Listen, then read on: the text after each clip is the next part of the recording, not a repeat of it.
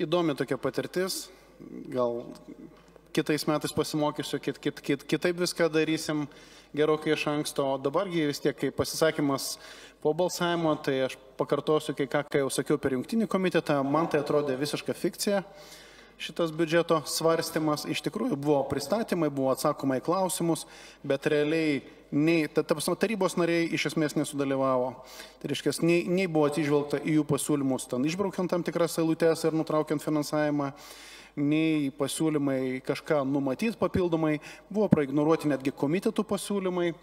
Tuo atveju, kai iš tikrųjų net koks miesto plėtros komitetas, man atrodo, pakankamai subalansuotas, vėlgi kaip ir valdantieji išlaiko jame kontrolę, bet jie sugebėjo konstruktyviai bendradarbiaujant pateikti kažkokius pasiūlymus, kurie vėliau vis tiek dėl politinių jau kažkokių sumanimų nesuranda palaikymų netgi pačioje taryboje.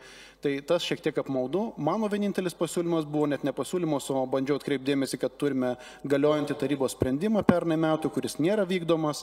Tai panašu irgi, kadangi vis tiek nebuvo atsižvelgta, pasilieku savo teisę kitais metodais išsireikalauti to tarybos sprendimo vykdymo. Bet tada šiaip tai gal palinkėjimas. Aš siūlau administracijos neskubėkit džiaugtis tuo priimtų biudžetu. Tikrai vis tiek stebėsim, kaip jisai vykdomas. Aš jums asmeniškai galiu pažadėti, kad kiekvieną eilutę stebėsiu. Tai tokiom nuotakom ir išsiskirkime.